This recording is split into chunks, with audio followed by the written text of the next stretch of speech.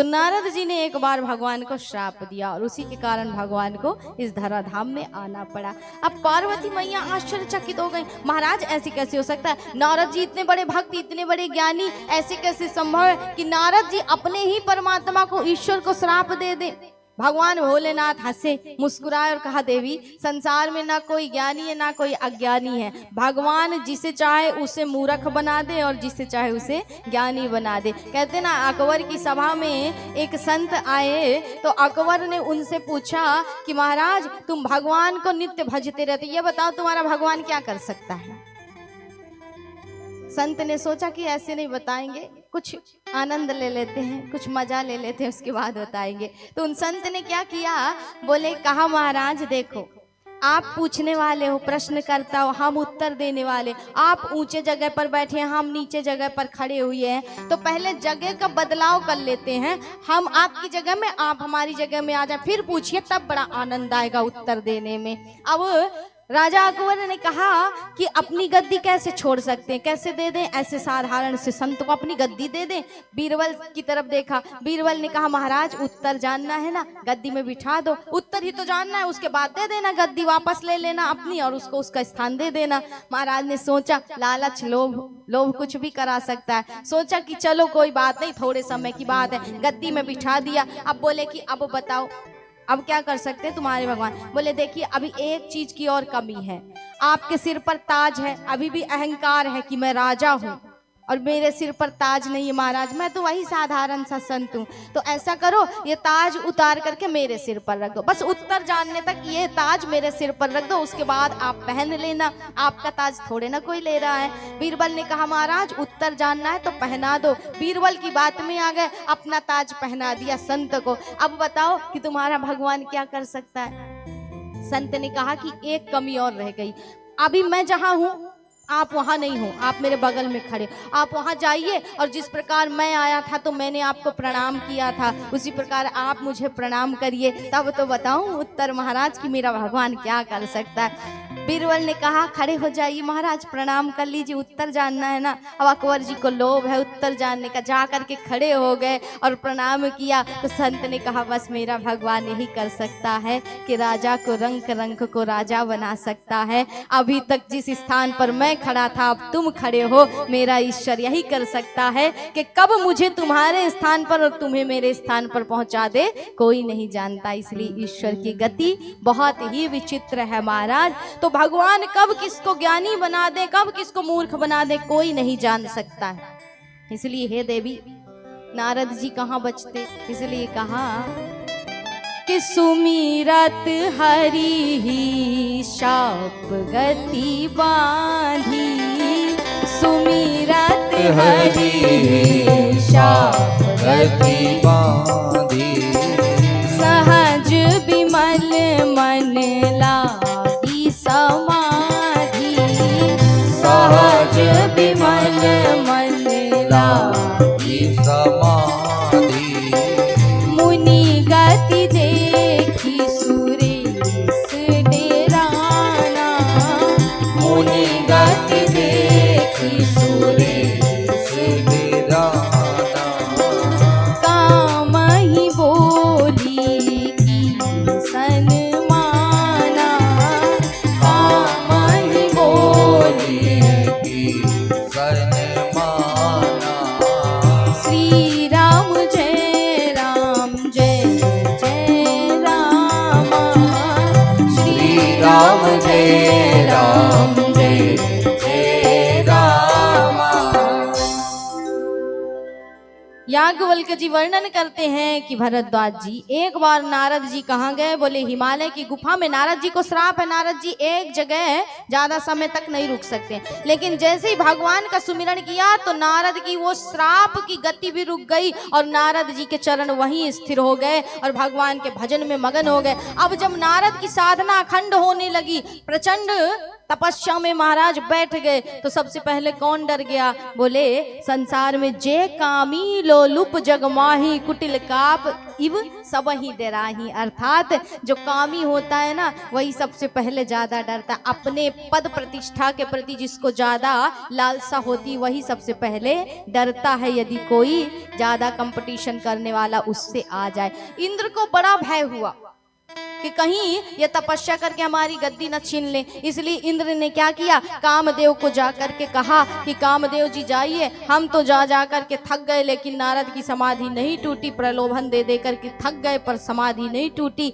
इसलिए आप जाइए और इनकी समाधि तोड़िए। वही कामदेव आए, अपने पूरे शक्ति को बल को लगा दिया महाराज, लेकिन नारद की समाधि जब भंग नहीं कर पाए, संत की समाधि ऐसे कैसे भंग होती।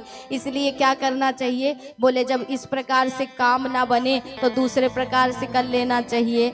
हमेशा कहते हैं ना कि सीधी उंगली से घी ना निकले तो चम्मच से निकाल लिया करो। उंगली टेढ़ी करने की क्या आवश्यकता है? हर काम में उंगली टेढ़ा नहीं करना चाहिए, कभी कभी चम्मच से निकाल लिया करो। तो यहाँ पर कहा कि जब यहाँ बात नहीं बन रही है गंधर्व और अप्सराओं के नाचने से तो अब काम बनेगी 3 चीजों से। बोले पुष्पों का हार, अधिक प्रणाम, और महाराज माना जाता है कि यही किया कामदेव ने, बार बार प्रणाम किया, पुष्पों का हार लिया और प्रशंसा के शब्द तीनों का ऐसा बाण चलाया, ऐसा बाण चलाया कि नारद जी को अधिक प्रणाम करते हुए गले में हार पहनाया और कहा महाराज धन्य है आप। बताओ जिस शिव की समाधि हमने भंग कर दी, आज हम उस नारद की समाधि भंग नहीं कर पाए। महाराज आपसे बड़ा तो संसार में कोई त्यागी हो ही नहीं सकता, आपसे बड़ा कोई भक्त हो ही नहीं सकता।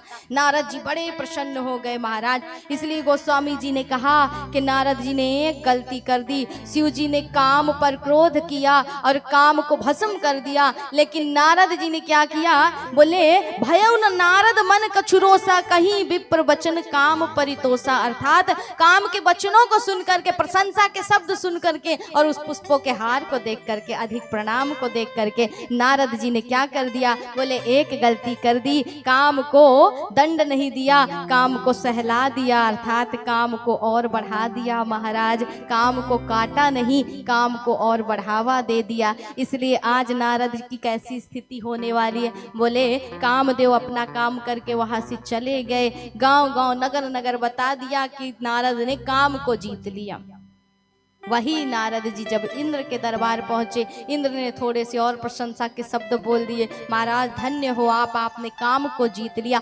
नारद का मन एकदम अहंकार में भर आया, महाराज हमने काम को जीत लिया। और पहुंचे कहाँ? बोले शिव जी के दरबार में। शिव जी ने इनका स्वागत कर दिया। भोलेनाथ ने कहा कि कहिए मुनिवर, आज तक आपके दर्शन नहीं हुए, इतने दिनों तक कहाँ थे?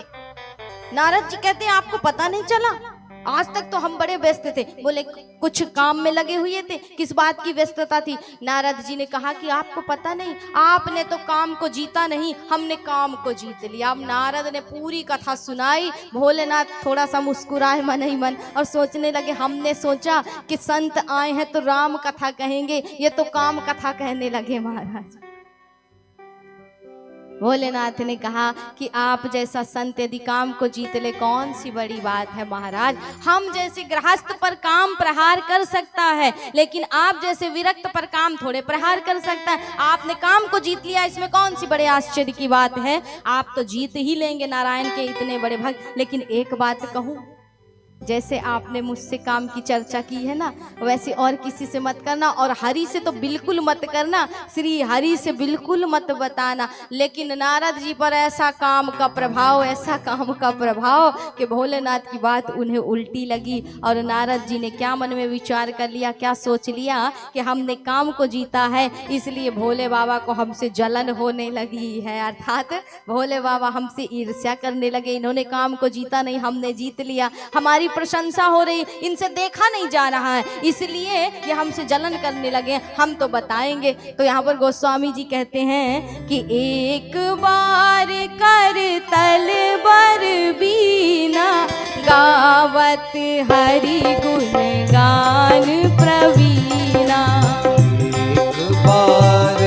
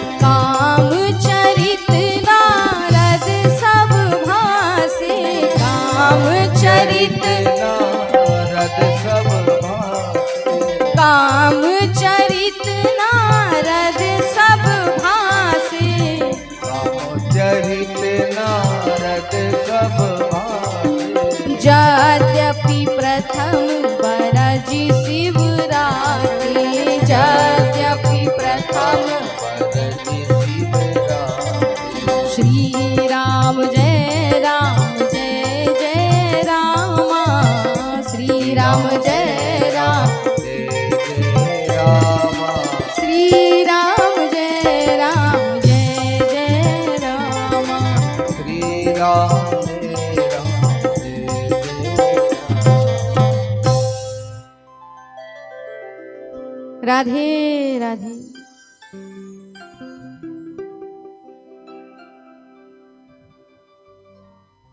कथा के साथ साथ लगता है साउंड का कोर्स भी करना पड़ेगा। लग रहा है कर लें क्या?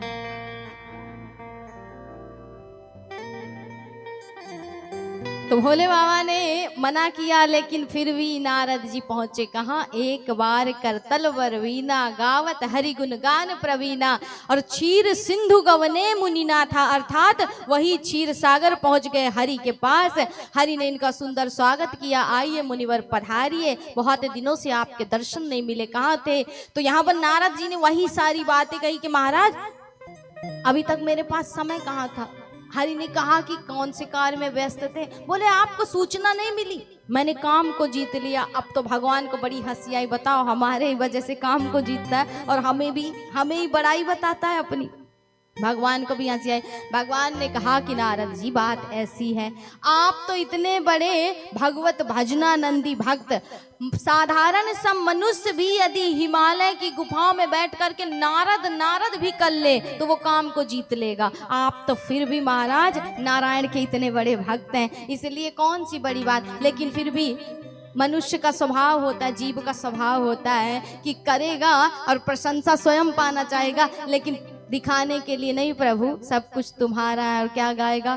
तेरा तुझको अर्पण क्या लागे मेरा, स्वामी क्या लागे मेरा, यही गाएगा ना। लेकिन मन ही मन क्या है कि तेरा भी मुझको अर्पण, यही है ना मन की इच्छा, तो यही है कि तेरा भी मुझको अर्पण। और क्या लागे तेरा, अर्थात कुछ तेरा नहीं, सब कुछ मुझे ही दे दे भगवान। मनुष्य की यही स्थिति है। इसलिए नारद जी भी कहते हैं कि महाराज कहा मैंने अपने से थोड़े ना जीता है इस काम को, आप ही की कृपा है महाराज, इसलिए जीता। भगवान ने कहा कि अच्छी बात है महाराज। नारद जी वहां से निकलने लगे, प्रणाम किया, प्रभु कृपा करना। भगवान ने कहा अब तो करनी ही पड़ेगी तुम पर कृपा, क्योंकि जब विषयांकुर होना, अर्थात भक्त के मन में जब थोड़ा सा बीज अंकुरित हो जाए विषयों का,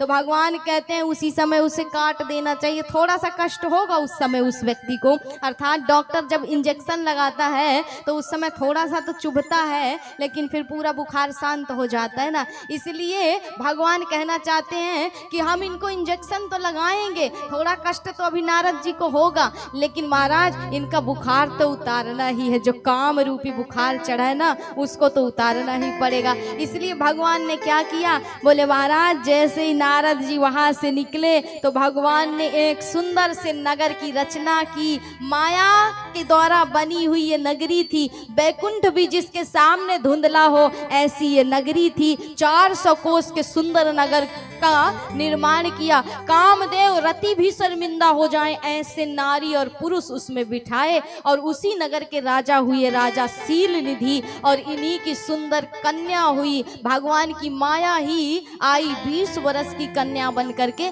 विश्व मोहिनी नाम से। अब उस नगर में जैसे नारद जी प्रवेश करते हैं, नारद ने काम को जीता है। ध्यान रखिएगा, ध्यान में बात रखिएगा कि नारद ने काम को जीता है। जैसे ही नारद उस नगरी में प्रवेश करते हैं, नारद का मन आसक्त हो गया। इतने सुंदर नारी पुरुष, बताओ आज तक जीवन में ऐसे नारी पुरुष नहीं देखे, ऐसी नगरी नहीं देखी। आखिर ये नगरी है किसकी, है कौन इसका राजा?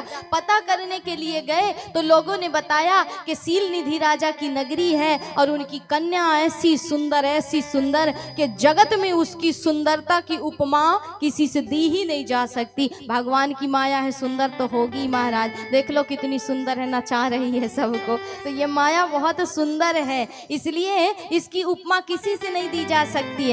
बोले उसी का स्वयंवर होने वाला है कल, और इसीलिए दूर दूर से राजा आए हुए हैं उस कन्या को प्राप्त करने के लिए। अब नारद जी ने काम को जीता है, नारद जी क्या सोचने लगे कि मिलना चाहिए ऐसे राजा से और इस कन्या के भी दर्शन जरूर करने चाहिए, आखिर देखें तो कितनी सुंदर है। नारद जी पहुंचे कहाँ? राजा शील निधि के महल में। राजा ने इनका सुंदर स्वागत किया, जलपान ग्रहण कराया और बैठ गए जब मुनिवर वहां पर। तो यहाँ पर राजा ने क्या किया, अपनी कन्या को बुलाया, चरण नहीं छुआए। क्यों? बोले अगर चरण छुआ देते तो ऐसा हो जाता कि अगर कन्या चरण छू लेती है तो ये गुरु बन जाएंगे और गुरु से विवाह नहीं होगा।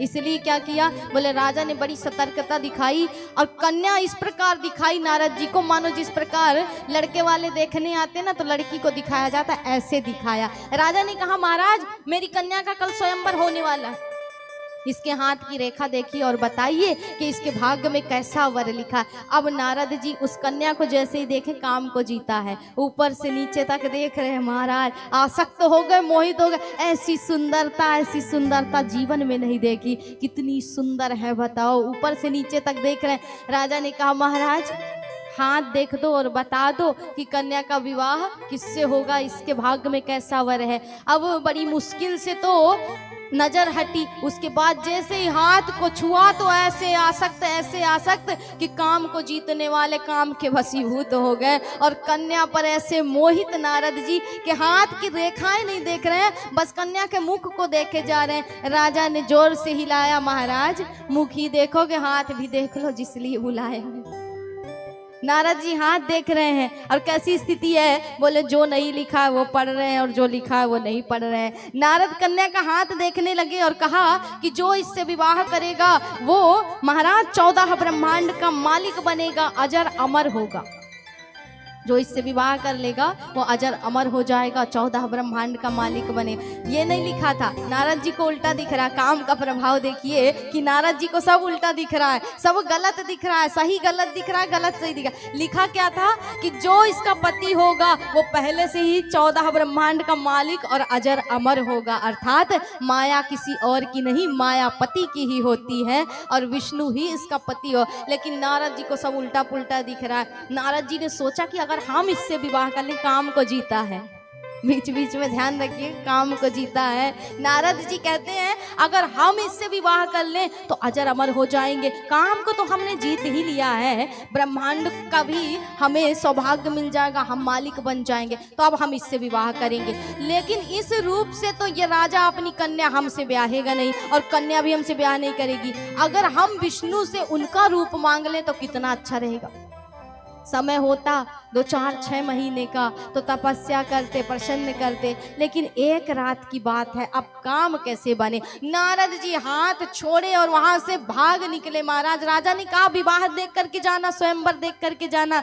नारद जी मन ही मन कहते हैं कि रुकेंगे अगर तो विवाह कौन करेगा, हम ही तो विवाह करेंगे इससे, इसलिए हम नहीं रुकने वाले। वही नारद जी वन में गए, एकांत में जा करके श्री हरि का सुमिरन करने लगे। प्रभु अति आवश्यकता है, जल्दी आओ, आज दास पर संकट आ गई। भगवान ने सोचा दास ने पुकारा है, चले जाते हैं। अब भगवान जैसे ये सारी लीला तो प्रभु के, भगवान आए, कहा नारद कहो क्या दे दें, भक्ति दे दूं, ज्ञान दे दूं, वैराग्य दे दूं। नारद कहते पहले से कूट कूट करके भरा है वो नहीं चाहिए। बोले क्या चाहिए? तो नारद जी क्या कहते हैं कि आपन रूप देहु प्रभु मोहि, अर्थात हे प्रभु देना चाहते हो इस बार अपना रूप दे दो, अपने समान बना दो।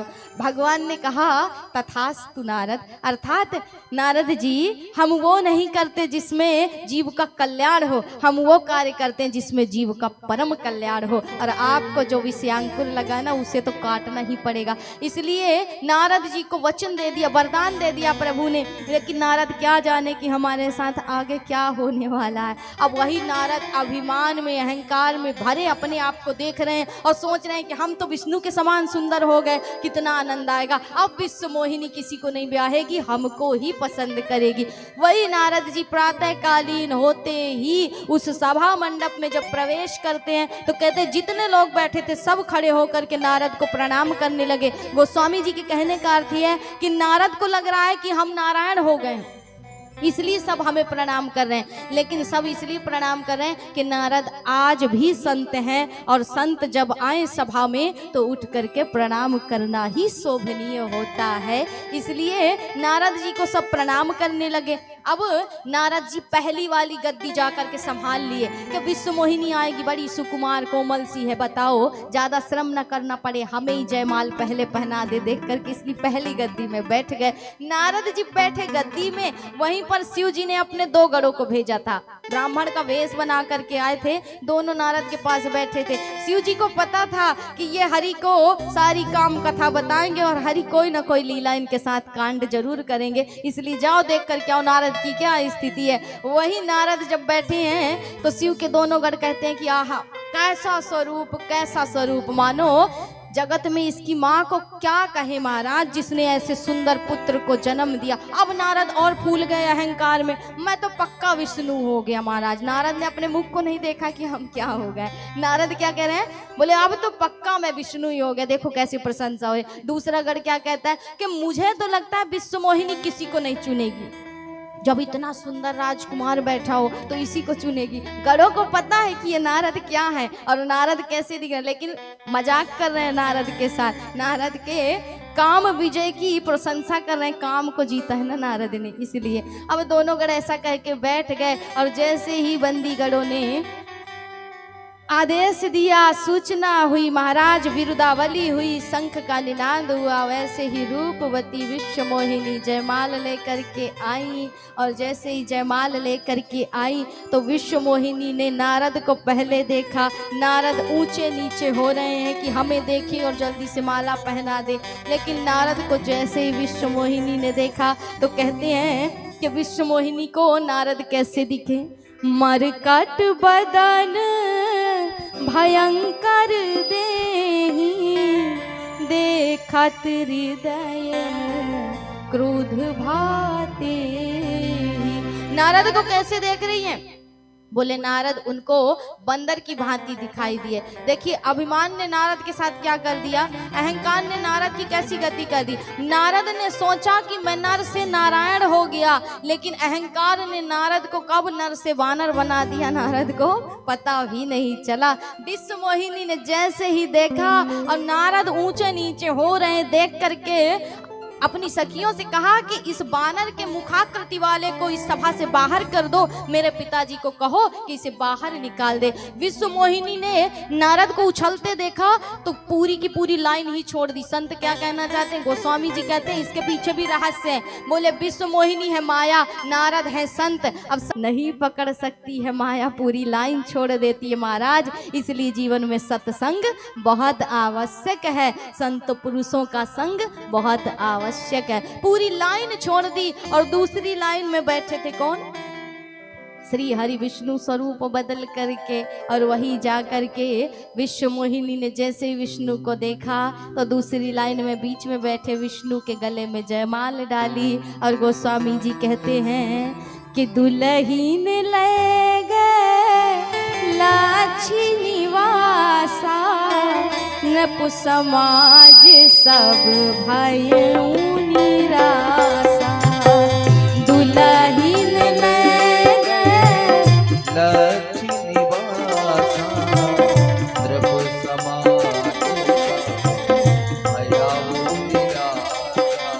दुल्हीन ले गए लाछी निवासा, दुल्हीन ले गए लाछी निवासा, नप समाज सब भयउ निरासा, नप समाज सब। भयउ निरासा। श्री राम जय राम जय जय राम, श्री राम जय राम जय जय राम। तो जिसकी दुल्हनिया थी वो ले गए महाराज, भगवान की थी वो अपनी दुल्हनिया ले गए। अब दुल्हन तो ले गए लच्छी निवासा अर्थात हरि ले गए, और पूरे नृप समाज में, राजाओं के समाज में अशांति छा गई, अर्थात सब निराश हो गए। अब नारद जी भी निराश होकर के वहां से निकले। और नारद जी जैसे ही एक नदी के किनारे आए, एक सरोवर के किनारे आए, तो नारद जी को जब ऊंचे नीचे हो रहे थे तभी यहीं पर शिवगढ़ों ने ही कह दिया था कि महाराज इस तरह ऊपर नीचे उठ रहे हो, बैठ रहे हो, लेकिन क्या कभी अपने चेहरे को नहीं देखा, शकल को नहीं देखा? एक बार अगर दर्पण ना हो घर में ना तो नदी में जाकर के अपने चेहरे को देख लेना। ऐसे बानर की आकृति वाले से क्या ऐसी कन्या विवाह करेगी? तो नारद ने इन दोनों गढ़ों को श्राप दे दिया कि तुमने संत का अपमान किया, इसलिए दोनों राक्षस बन करके इस धराधाम में आओगे। नारद जी वहां से गए, नदी में जाकर के अपने मुख को देखा तो नारद को बानर सी आकृति दिखी, और दोबारा जब देखा दूसरी बार तो अपने वास्तविक स्वरूप में आ गए, लेकिन क्रोध नहीं गया। अब नारद जी का जब क्रोध नहीं गया तो नारद जी सोचने लगे कि इस विष्णु ने हमारे साथ छल किया, आज हम इसे नहीं छोड़ेंगे। अभी तक तो इसकी प्रशंसा करते थे, आज इसे गालियां ही देंगे। अब भगवान ने सोचा बेचारा भक्त पुकार रहा है, जाना चाहिए। तो भगवान एक तरफ अपनी पत्नी रमा को और एक तरफ वही विश्वमोहिनी को बिठाए रथ में आए और नारद जी से कहा, मानो जले में जिस प्रकार नमक छिड़कते हैं ना, वैसे भगवान ने कहा, क्यों नारद जी कहीं जाना है, छोड़ दें क्या, थक गए होगे ज्यादा। नारद ने जैसे ही भगवान को देखा, नारद के क्रोध की पूरी सीमाएं पार, महाराज घोड़े की लगाम को पकड़ लिया। आज तुम्हें नहीं छोड़ूंगा विष्णु, आज तक तेरा गुणगान करता था, तेरी प्रशंसा करता, आज मैं सबको बताऊंगा तू कितना बड़ा छलिया। समुद्र मंथन से मदिरा निकली, किसको पान करा दिया? सुरा का पान करा दिया, असुरों को अमृत का पान करा दिया, देवताओं को विष का पान करा दिया, शिव को, लक्ष्मी को तूने ले लिया। तूने सिर्फ और सिर्फ दूसरों के साथ बुरा ही किया, गलत ही किया, छल ही किया, इसलिए आज नहीं छोड़ूंगा। लक्ष्मी जी ने कहा कि नाथ गाली दे रहा है, कैसे कैसे बोला, इसको कुछ बोलते क्यों नहीं? भगवान ने कहा तू शांत रह, ये हमारी और उसके बीच की बात है, उसको कह लेने दे। आज तक प्रशंसा के बोल सुने हैं, गाली आज पहली बार खाई है, बड़ा आनंद आ रहा है, इसलिए दे लेने दे जितनी गालियां देनी हो। नारद जी के क्रोध की सीमा पार, नारद जी ने क्रोध में आकर के श्राप दे दिया कि जिस प्रकार आपने मेरे साथ किया महाराज, उसी प्रकार आपके साथ भी आपको भोगना पड़ेगा। और नारद ने क्रोध दे दिया कि मेरा पहला श्राप ये है कि आपको त्रेता युग में धरती पर राम का अवतार लेना पड़ेगा, राम रूप में अवतार लेना पड़ेगा। दूसरा श्राप ये है कि आपने मुझे बानर की मुखाकृति दी है, तो उस अवतार में सिर्फ बानरों रीछों के अलावा आपकी कोई सहायता नहीं करेगा। और तीसरा श्राप मेरा ये है कि आपने मेरा विश्वमोहिनी से वियोग कराया, उसी प्रकार आपका भी उस अवतार में आपकी पत्नी से वियोग होगा, तब पता चलेगा कि एक स्त्री पुरुष का वियोग क्या होता है। भगवान ने कहा स्वीकार है, तथास्तु। और जैसे ही भगवान ने तथास्तु कहा, जो माया का पर्दा पड़ा था हट गया, अब ना रमा है ना राजकुमारी है, सिर्फ भक्त और भगवान खड़े हैं। और जैसे ही माया का पर्दा हटा, नारद कहते हैं प्रभु मुझसे गलती हो गई, मैं क्या बोल गया, मुझे श्राप नहीं देना था, क्षमा करिएगा प्रभु मुझे। लेकिन भगवान कहते नारद आप चिंता मत करो, सब कुछ मेरी ही इच्छा से होता है, जो भी होता है मेरी इच्छा से होता है। लेकिन प्रभु मैंने तो श्राप दे दिया ना, अब उसके प्रायश्चित के लिए मैं क्या करूं? ये श्राप कैसे वापस आएगा? भगवान ने कहा ये वापस नहीं आएगा,